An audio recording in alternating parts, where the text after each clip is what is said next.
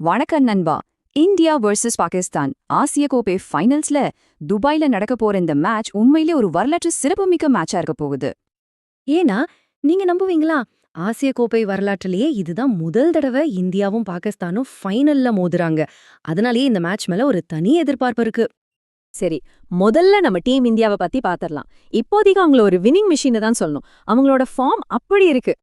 சும்மா யோசிச்சு பாருங்களேன், கடைசியா நடந்த T20 உலக கோப்பையில ஒரு மேட்ச் கூட தோக்கல.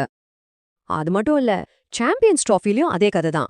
2 பெரிய டோர்னமெண்ட்லயும் ஒரு தோல்வி கூட இல்லாம வந்திருக்காங்க. சோ இதுலேருந்து என்ன தெரியுதுன்னா, பெரிய மேட்ச்ல எப்படி ஜெயிக்கணும்னு இந்த டீமுக்கு நல்லாவே தெரியும். அந்த ஒரு குணம் அவங்க கிட்ட இருக்கு. இப்போ அடுத்த பக்கம் வாங்க, பாகிஸ்தான். அவங்கள எப்போதுமே குறைச்சு மதிப்பிடவே முடியாது. ஏன்னா அவங்க தான் டேஞ்சரஸ் அண்டர்டாக்ஸ். இங்க தான் கேமே மாறுது. ஒரு பக்கம் இந்தியாவுக்கு ஜெயிக்கணுங்கிற பிரஷர், இன்னொரு பக்கம் பாகிஸ்தானுக்கு இழக்கிறதுக்கு எதுவுமே இல்லைங்கிற ஒரு மைண்ட் செட். இது அவங்கள ரொம்ப ஆபத்தானவங்களா மாத்துது.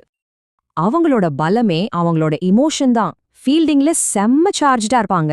அண்ட் இது கேளுங்க, இந்தியாவை விட அவங்களோட கேட்சிங் பர்சன்டேஜ் பெட்டரா இருக்கு. ஓகே, ஸ்டேஜ் செட் ஆயிடுச்சு. ஆனா இந்த ஃபைனலோட முடிவை தீர்மானிக்க போற அந்த முக்கியமான ஒரு பேட்டில் எது தெரியுமா? அதுல முதல்ல இந்தியாவோட ட்ரம்ப் கார்டு, டாப் ஆர்டர்ல கலக்குற நம்ம அபிஷேக் சர்மா. அவருக்கு எதிரா பாகிஸ்தானோட டெட்லி வெப்பன் வேற யாரு? ஷாஹின் ஷா அஃப்ரீடி தான். இந்த கேமோட போக்கையே செட் பண்ண போற முதல் போட்டி இதுதான்.